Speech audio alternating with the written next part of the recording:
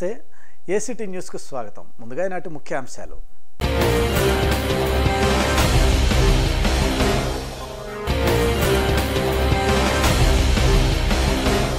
బాపట్లలో అన్నా canteen September మొదటి వారంలో ప్రారంభం. ఎమ్మెల్సీ అన్నం సతీష్ వెల్లడి. వరలక్ష్మి నమోస్తుతే పరమ పవిత్రం శ్రావణ మాసం. ఏసీటీ అందిస్తున్న ప్రత్యేకం. ర్యాగింగ్ పై అప్రమత్తం, చట్టం ఉంది కట్టుదిట్టం. యాంటీ ర్యాగింగ్ పై విద్యార్థులకు బాపట్ల సీఏ వినయ్ కుమార్ అవగాహన. కేరళ బాధితులకు వేగేసిన ఫౌండేషన్ 7 లక్షల విరాళం. జిల్లా కలెక్టర్ కోనా శశిధర్కు అందజేసిన వేగేసిన నరేంద్ర వర్మ.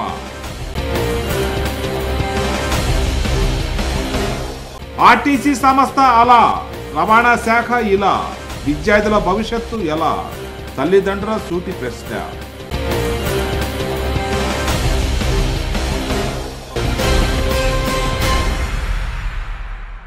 బాపట్లలో నూతనంగా ఏర్పాటు చేస్తున్న అన్నా క్యాంటీన్ను సెప్టెంబర్ మొదటి వారంలో పూర్తవుతుందని శాసనమండలి సభ్యులు అన్నం సతీష్ ప్రభాకర్ వెల్లడించారు.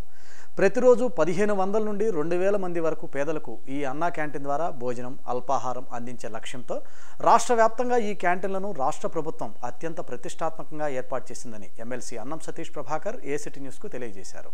బాపట్లలోని ఈ సేవా కార్యాలయం వద్ద నూతనంగా ఏర్పాటవుతున్న అన్నా క్యాంటీన్ను గురువారం ఎమ్మెల్సీ అన్నం సతీష్ పరిశీలించారు. ఈ నెల చివరి నాటికి మొత్తం నిర్మాణం పూర్తవుతుందని, సెప్టెంబర్ మొదటి వారంలో దీన్ని ప్రారంభిస్తామని ఎమ్మెల్సీ అన్నం సతీష్ తెలిపారు.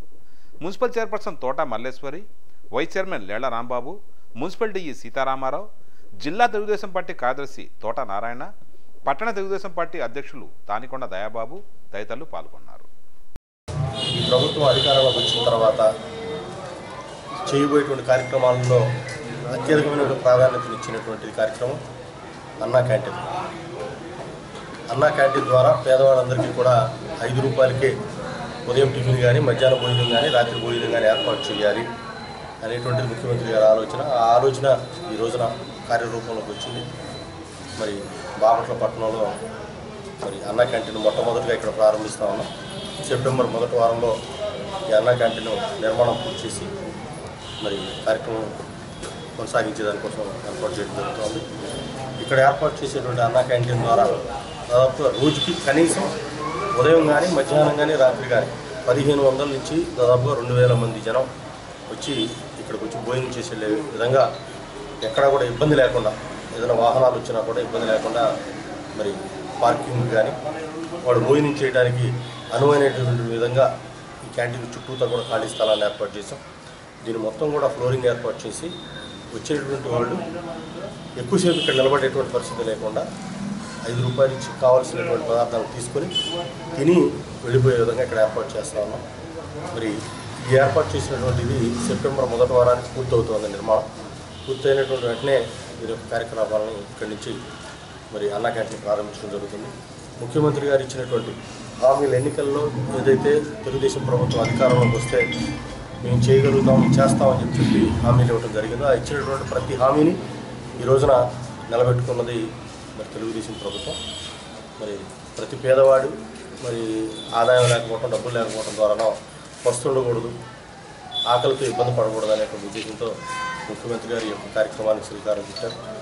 ఇది సెప్టెంబర్ మొదటి వారం నుంచి ఈ పట్టణంలోనే కాదు, ఈ పట్టణానికి చుట్టుపక్కల ప్రాంతాల నుంచి రోజువారీ కూలి పనులు చేసుకోవడానికి పట్టణానికి వచ్చేటువంటి వాళ్ళందరికీ కూడా ఈ అన్నా క్యాంటీన్ ద్వారా మరి వాళ్ళ యొక్క ఆకలి తీరబోతూ ఉంది. మరి ఇటువంటి మంచి కార్యక్రమం రాష్ట్రం మొత్తం కూడా మరి అన్ని నియోజకవర్గాల్లో అక్కడ ఉండేటువంటి అవసరాలను బట్టి కొన్ని నియోజకవర్గాల్లో అయితే 2-3 క్యాంటీన్లు కూడా ఇప్పటికే ప్రారంభించాం. మన పట్టణంలో ఇది మనం మొట్టమొదటి అన్నా క్యాంటీన్ ప్రారంభిస్తూ ఉన్నాం. వచ్చేటువంటి వినియోగించుకునేటువంటి ప్రజలకి అనువుగా అవసరమైతే మరొకటి చీల్ రోడ్ సెంటర్లో కానీ, లేకపోతే ఫ్లైఓవర్ సెంటర్లో కానీ ఒకటి కూడా ఏర్పాటు చేయాలనుకుంటా ఉన్నాం.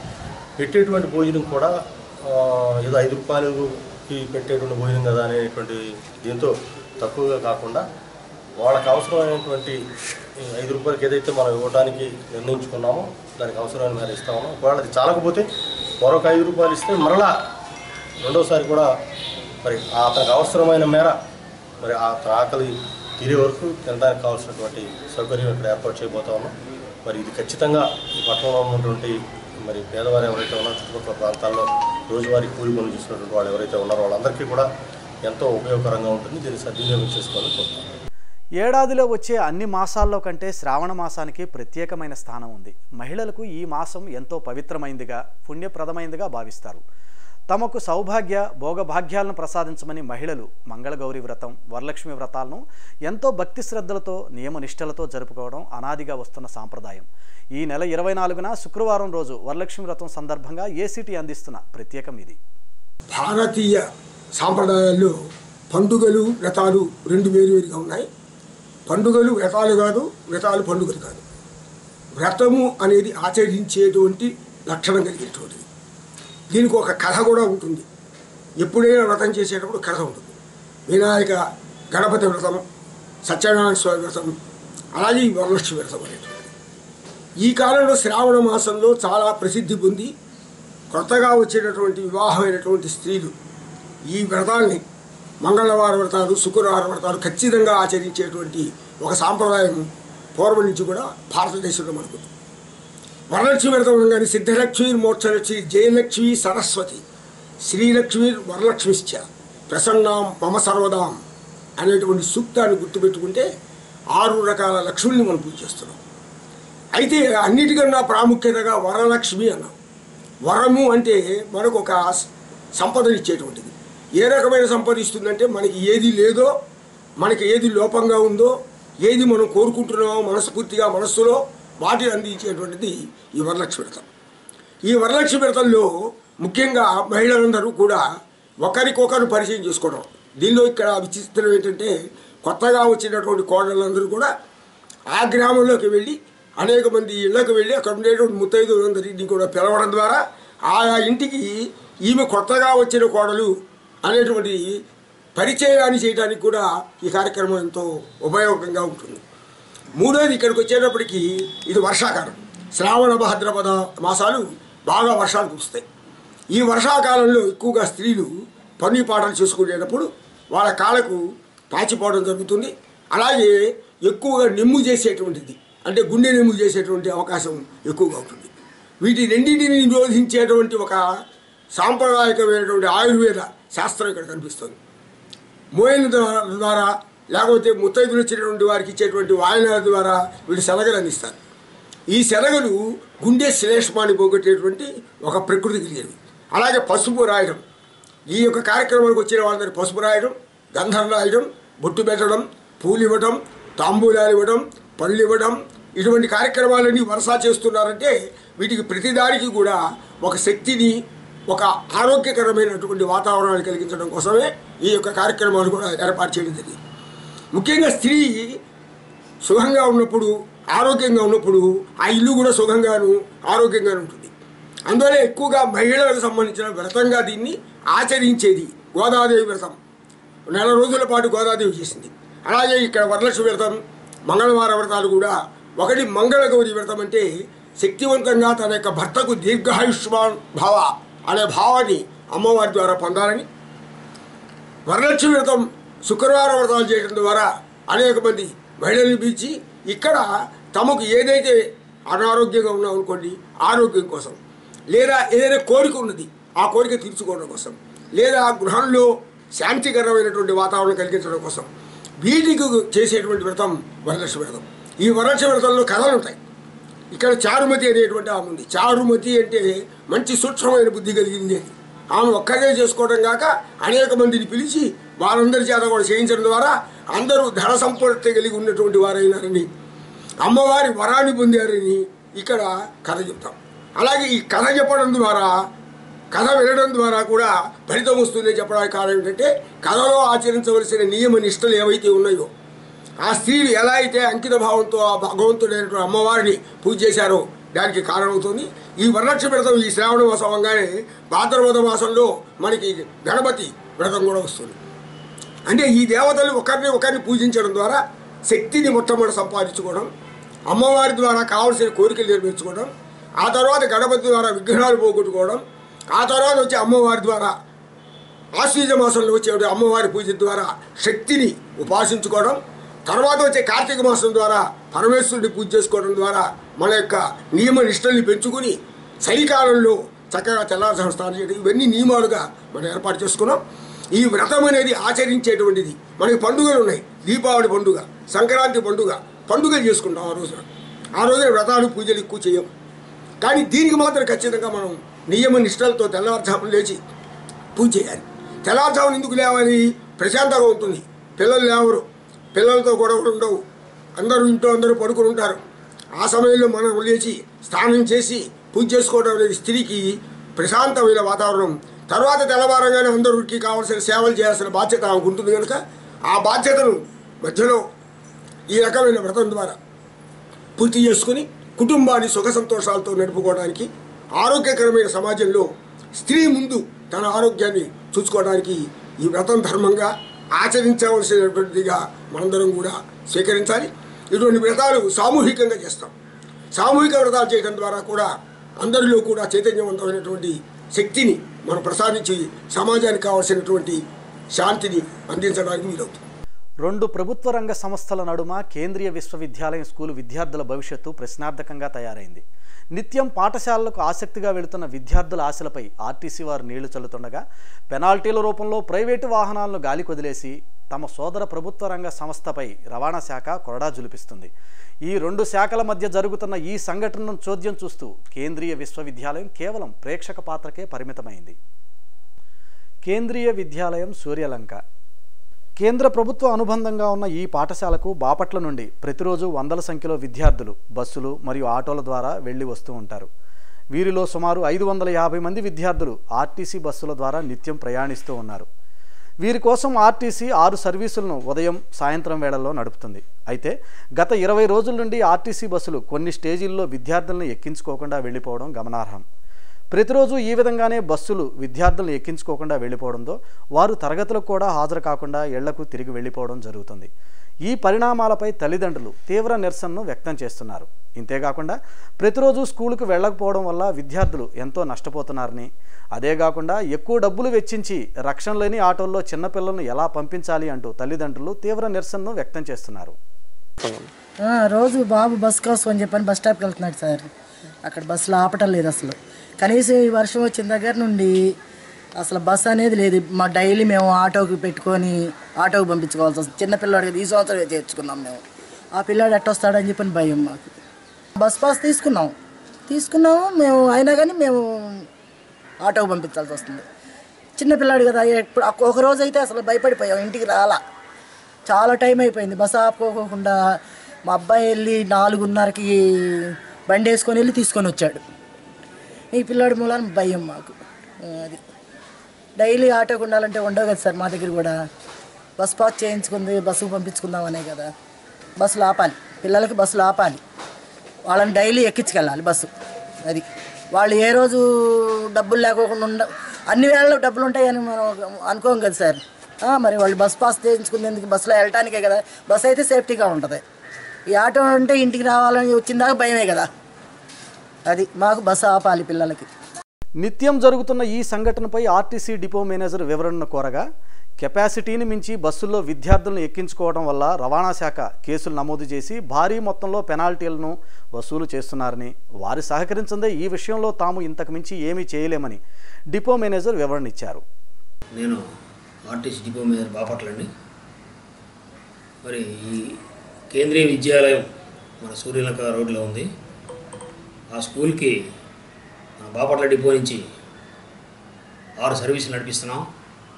2 సర్వీసులు బాపట్ల బస్ స్టేషన్ నుంచి, మరి 2 సర్వీసులు చీరాల నుంచి, అలాగే ఎదిలిపల్లి నుంచి ఒక సర్వీసు నడిపిస్తున్నాం. అలాగే బీఈసీ నుంచి కూడా ఒక సర్వీస్ నడిపిస్తున్నాం. రవాణా అధికారులు మరి గతంలో కూడా గత సంవత్సరం 3 బస్సుల మీద కేసులు రాయడం జరిగింది. దానికి కూడా మేము కార్పొరేషన్ నుంచి 50,000 మేము పెనాల్టీగా చెల్లించడం జరిగింది. సో ఇదంతా కారణం ఏంటంటే తల్లిదండ్రులకు నాకు విజ్ఞప్తి, పిల్లల్ని దయచేసి టైమ్లీ పంపిస్తే కనుక ఓవర్లోడ్కి ఆస్కారం ఉండదు. అలాగే మరి రవాణా శాఖ అధికారులు కూడా వారి స్పందించి ఈ ఆర్టీసీని మరి ఈ పిల్లలు తీసుకెళ్ళడంలో సహకరించి మాకు ఏ విధమైన అడ్డంకులు లేకుండా చేయవలసింది కూర్చున్నాం. బాపట్ల ఇటుకు సంబంధించి 25 సర్వీసులు ఉన్నాయి, ఆర్డినరీ సర్వీసులు. మిగతా గ్రామాల్లో కూడా మరి ఇదే విధంగా విద్యార్థులు ఉద్యోగస్తులు ఉంటారు, వాళ్ళని కూడా చేరవలసిన బాధ్యత ఉంది. సో వాళ్ళ బస్సులు తీసేసి ఇక్కడ పెట్టలేము, ఎందుకంటే వీరికి 6 బస్సులు నడిపిస్తున్నాం కేంద్రీయ విద్యాలయానికి. 6 బస్సుల్లో కూడా పిల్లలు సక్రమంగా టైంకి వస్తే కనుక వాళ్ళకి సరిపోద్ది, ప్రాబ్లం లేదు. సో ఈ విధంగా మరి ఆర్టీసీని మీరందరూ ఆదరించి ఈ బస్సులో సక్రమంగా ప్రయాణించి విద్యాభ్యాసం మీరందరూ కొనసాగించాలని పిల్లల్ని అలాగే వారి యొక్క పేరెంట్స్ని కోరుచున్నాం. అలాగే రవాణా అధికారులు కూడా మాకు సహకరించి మరి ఈ విషయంలో మాకు కోఆపరేట్ చేయడంగా మనవి చేస్తున్నాం. ఇదే వివరణపై తల్లిదండ్రులు మరోలా స్పందిస్తున్నారు. మొత్తం 550 మంది విద్యార్థులు పాసుల ద్వారా బస్సులో ప్రయాణిస్తున్నప్పుడు బస్సు కెపాసిటీ ప్రకారం 6 సర్వీసుల్లో 60 మంది చొప్పున 360 మంది విద్యార్థులు మాత్రమే ప్రయాణించడానికి వీలవుతుంది. అయితే మిగతా 200 మంది విద్యార్థులు స్కూలుకు ఎలా ఏ విధంగా వెళ్ళాలి? ప్రయాణ వసతి కల్పించలేనప్పుడు బస్సు పాసులు ఎందుకు ఇచ్చారని ఆర్టీసీ డిపో యాజమాన్యాన్ని పలువురు తల్లిదండ్రులు ప్రశ్నిస్తున్నారు. దీనిపై ఆర్టీసీ డిఎం వివరణ ఇవ్వాల్సి ఉంది. మా బాబు కేంద్రీయ విద్యాలయంలో చదువుతున్నాడండి. ఇక్కడ మాది ఇందిరాగాంధీ స్టాచ్యూ దగ్గర బస్ స్టాపు. అసలు మా దగ్గర బస్ 10 డేస్ నుంచి అసలు బస్సులు ఆపట్లేదండి. మా పిల్లల్ని మేము బస్ కోసం చూసుకొని లేటుగా ఆటోలు ఎక్కించి పంపించాల్సి వస్తుంది. పిల్లలకి పాసులు ఇచ్చారు, పాసులు ఎందుకండి ఉపయోగం లేకుండా మాకు. ఆర్టీసీ వాళ్ళన్నా ఆపండి అని అరుస్తున్నా కూడా టర్న్ తీసుకొని వెళ్ళిపోతున్నారు.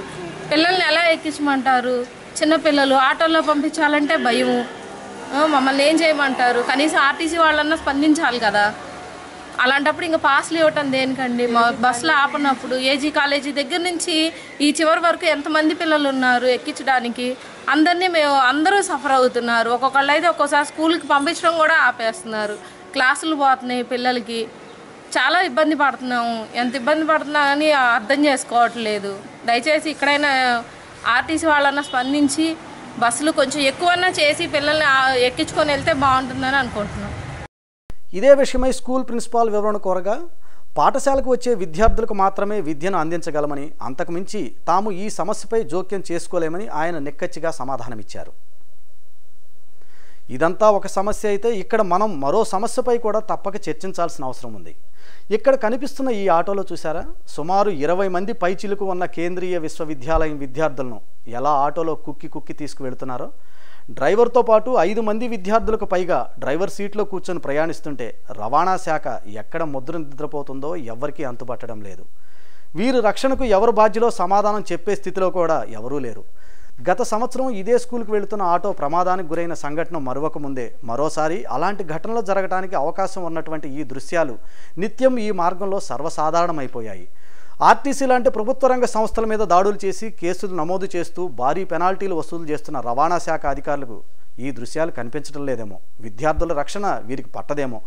ఎప్పటికైనా ముద్ర నిద్రను వదిలించుకొని రవాణా శాఖ వారు ఇలాంటి ఆటోలపై చర్యలు తీసుకొని గతంలో జరిగిన సంఘటనలు పునరావృతం కాకుండా చూడాల్సిన అవసరం ఎంతైనా ఉంది. ఇంతేకాకుండా ఈ సమస్యపై పోలీస్ శాఖ వారు కూడా స్పందించి తగిన రక్షణ చర్యలు తీసుకోవాల్సిన అవసరం కూడా ఉంది. నా పేరు సంతోష్, నేను కేంద్రీయ విద్యాలయం స్కూల్ చదువుతున్నాను. లాస్ట్ 10 డేస్ నుంచి మాకు అసలు బస్సులే ఆపట్ల. మాకు కష్టంగా ఉంది. క్లాసులు ఫస్ట్ పీరియడ్ కూడా అయిపోతుంది. సార్ అడిగితే bus coming late sir, that's why I'm coming auto sir అని చెప్పి రోజు ఇదే చెప్పాల్సి వస్తుంది. చాలా ఇబ్బంది పడి ఆటోలో వెళ్తున్నాను. అసలు ఫస్ట్ పీరియడ్ అయిపోతుంది, నేను వెళ్ళి బుక్ తీసి రాసే లోపల ఫస్ట్ పీరియడ్ అయిపోతుంది, అది చూడిపేస్తున్నారు. కేరళ వరద బాధితులకు వేగేసిన ఫౌండేషన్ తన ఔదార్యాన్ని చాటింది. బాధితులకు 7 లక్షల రూపాయల విరాళాన్ని వేగేసిన ఫౌండేషన్ చైర్మన్ వేగేసిన నరేంద్ర వర్మ జిల్లా కలెక్టర్ కోనా శశిధర్ ద్వారా అందజేశారు. ఈ సందర్భంగా నరేంద్ర వర్మను కలెక్టర్ అభినందించారు. ప్రకృతి వికృత రూపానికి తల్లడిల్లిపోయిన కేరళ వరద బాధితులను ప్రతి ఒక్కరూ ఆదుకోవాలని, ఇది కనీస బాధ్యతగా గుర్తించాలని జిల్లా కలెక్టర్ కోనా శశిధర్ కోరారు. బాపట్ల నుండి వేగేసిన ఫౌండేషన్ అందించిన సహకారం అభినందనీయమని కలెక్టర్ శశిధర్ కొనియాడారు. ర్యాగింగ్కు పాల్పడే వారిపై కఠిన చర్యలు తీసుకుంటామని బాపట్ల అర్బన్ సిఐ వినయ్ కుమార్ హెచ్చరించారు. శారీరకంగా, మానసికంగా హింసించడం, వేధించడం, తోటి విద్యార్థుల మనోభావాలను దెబ్బతీసే విధంగా ప్రవర్తించడం వంటి చర్యలకు పాల్పడే వారి విషయంలో చట్టం చాలా కఠినంగా ఉందనే విషయాన్ని గ్రహించాలని సిఐ వినయ్ కుమార్ సూచించారు. బాపట్ల ఆర్ట్స్ కళాశాలలో జరిగిన యాంటీ ర్యాగింగ్పై విద్యార్థులకు ఆయన అవగాహన కల్పించారు. బాపట్ల ఆర్ట్స్ కళాశాలలో గురువారం యాంటీ ర్యాగింగ్పై విద్యార్థులకు అవగాహన కల్పించారు. ఈ సందర్భంగా జరిగిన సభకు కళాశాల ప్రిన్సిపల్ కేఎల్ స్వరూప్ అధ్యక్షత వహించారు. Anti ragging committee convener Nirmala తదితరులు పాల్గొన్నారు. బస్సు డ్రైవర్ చాకచక్యంగా వ్యవహరించడంతో ఆర్టీసీ బస్సుకు త్రుటిలో ప్రమాదం తప్పింది. ప్రయాణికులు అందరూ క్షేమంగా ఉన్నారు. బస్సు ముళ్ల పొదల్లోకి దూసుకెళ్లడంతో ఒక్కసారిగా షాక్కు గురైన ప్రయాణికులు ప్రమాదం తప్పిందని తెలిసి ఊపిరి పీల్చుకున్నారు. బాపట్ల మండలంలో గురువారం సాయంత్రం ఒక బస్సు ప్రమాదం నుంచి బయటపడింది. గుంటూరు నుండి బాపట్లకు వస్తున్న ఆర్టీసీ బస్సు అప్పికట్ల సమీపంలో ఎదురుగా వస్తున్న బైక్ను తప్పించబోయి డ్రైవర్ అకస్మాత్తుగా బస్సును దారి మళ్లించారు. ముళ్ల పొదల్లోకి ఆర్టీసీ బస్సు దూసుకెళ్లింది. బస్సులో ప్రయాణికులు అందరూ క్షేమంగా ఉన్నారని బాపట్ల గ్రామీణ ఎస్ఐ రవికృష్ణ తెలిపారు. సైమన్ వ్యతిరేక ప్రదర్శనలో తుపాకులు ఎక్కుపట్టిన బ్రిటిష్ పోలీసులతో కాల్చుకోండ్రా దమ్ముంటే అని ఎదురొడ్డి నిలబడ్డ ధీశాలి టంగుటూరి ప్రకాశం 1925లో ఆంధ్ర రాష్ట్ర కాంగ్రెస్ అధ్యక్షుడిగా ఎన్నికై 3 దశాబ్దాల పాటు ఆంధ్ర రాజకీయాలను ఆయన శాసించారు. అర్ధ శతాబ్ది పాటు ఆంధ్ర రాజకీయాలను శాసించిన మేరునగ ధీరుడు టంగుటూరి ప్రకాశం. దక్షిణ భారతదేశంలోనే కాక జాతీయ స్థాయిలో ఎదిగిన ఆంధ్ర నాయకుల్లో ప్రకాశం అగ్రగణ్యులు. సైమన్ పర్యటన సందర్భంగా మద్రాసులో బ్రిటిష్ సైనికుల ఆజ్ఞలు ధిక్కరించి రండిరా కాల్చుకోండి అని రొమ్ము చూపిన ధీశాలి ప్రకాశం. ఆయన వ్యక్తిత్వం గోపుర శిఖరోన్నతం. ప్రమాదం ఎక్కడుంటే ప్రకాశం అక్కడ అన్నంతగా ఆయన సాహసం ప్రదర్శించారు. ఆంధ్ర కేసరిగా ఖ్యాతికెక్కారు. సహాయ నిరాకరణ ఉద్యమం నుండి క్విట్ ఇండియా ఉద్యమం వరకు అన్ని స్వాతంత్ర్య ఘట్టాలలో చురుగ్గా పాల్గొని పలుమార్లు జైలుకెళ్లారు. దేశం కోసం న్యాయవాద వృత్తినే కాక తన సర్వస్వాన్ని త్యాగం చేసిన త్యాగధనుడు టంగుటూరి ప్రకాశం పంతులు. తొలి ఆంధ్ర రాష్ట్ర ముఖ్యమంత్రిగా ఆంధ్ర ప్రాంత అభివృద్ధికి ప్రకాశం బంగారు బాటలు వేశారు. ప్రకాశం బ్యారేజీ నిర్మాణానికి, శ్రీ వెంకటేశ్వర విశ్వవిద్యాలయ స్థాపనకు, 14 నీటి ప్రాజెక్టులకు ఆయన శ్రీకారం చుట్టారు. ఆంధ్రుల హృదయాల్లో సుస్థిర స్థానం సొంతం చేసుకున్నారు ప్రకాశం. ప్రకాశం బాపట్ల పర్యటించినప్పుడు సుప్రసిద్ధ న్యాయవాది మాధవపెద్ది కాళిదాస్ ఇంట బస చేశారు. నేడు 145వ జయంతి సందర్భంగా ఏసీటీ అందిస్తున్న ప్రత్యేకం ఇది. ఈ కార్యక్రమంలో బాపట్ల తహసీల్దార్ తిరుమలశెట్టి వల్లయ్య, ఫోరం కార్యదర్శి doctor PG Saibabu, DT Sricharan, RI Omkar, Nicholas, Ramarao సిబ్బంది పాల్గొన్నారు. బాపట్ల పట్టణంలోని అన్ని ప్రాంతాల్లో సిమెంట్ రోడ్లు నిర్మించడమే లక్ష్యంగా పెట్టుకున్నామని, కోట్లాది రూపాయలు వెచ్చించి అన్ని కాలనీల్లో, మురికివాడల ప్రాంతాల్లో ఈ రోడ్ల నిర్మాణానికి శ్రీకారం చుట్టామని జిల్లా శాసనమండలి సభ్యులు అన్నం సతీష్ ప్రభాకర్ వెల్లడించారు. బాపట్ల పట్టణంలోని వివేకానంద కాలనీలో 50 లక్షలతో నిర్మించనున్న సిమెంట్ రోడ్డుకు గురువారం అన్నం సతీష్ ప్రభాకర్ శంకుస్థాపన చేశారు.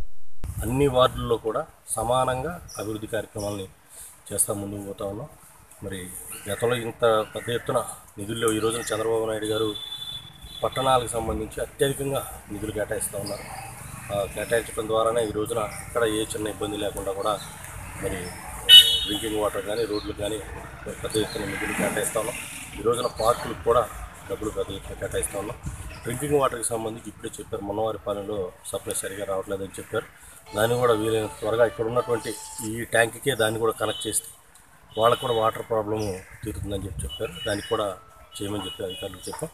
మొత్తంగా ఇంకా టౌన్లో ఏదైతే పెండింగ్ ఉన్నాయో ఈ రాబోయే 5-6 మాసాల్లో పెండింగ్లో ఉన్నటువంటి అన్ని రోడ్లన్నింటినీ కూడా ఈ కౌన్సిల్ హయాంలోనే, ఈ ప్రభుత్వ హయాంలోనే పూర్తి చేసి ఆయా వార్డులో గెలుపొందినటువంటి కౌన్సిలర్లు కానీ, చైర్మన్ గారు కానీ, వైస్ చైర్మన్ గారు అందరికీ కూడా వాళ్ళ టైంలో ఇంత పెద్ద ఎత్తున మరి పనులు జరిగాయనేటువంటి తృప్తి, ప్రజలకి మెరుగైనటువంటి సౌకర్యాలు మన టైంలో అందించాలన్నటువంటి ఒక సంతృప్తి వాళ్ళకు కూడా ఉంటుంది. ఖచ్చితంగా ఏసీటీ న్యూస్ ముగించే ముందు ఈనాటి ముఖ్యాంశాలు మరోసారి.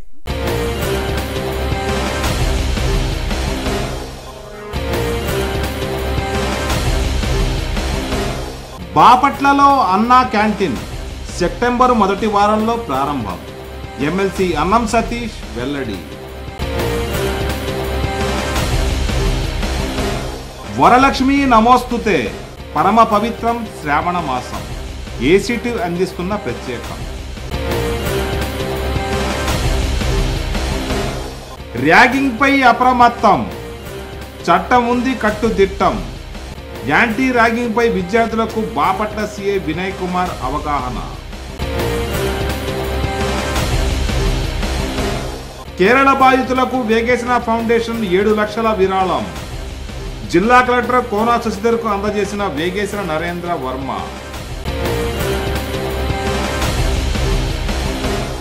ఆర్టీసీ సంస్థ అలా, రవాణా శాఖ ఇలా, విద్యార్థుల భవిష్యత్తు ఎలా?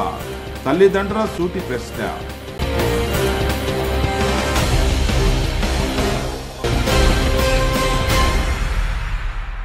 సిటీ న్యూస్ ఇంతటితో సమాప్తం. తిరిగి మరో బులెటిన్లో మళ్ళీ కలుసుకుందాం. అంతవరకు సెలవు. నమస్తే.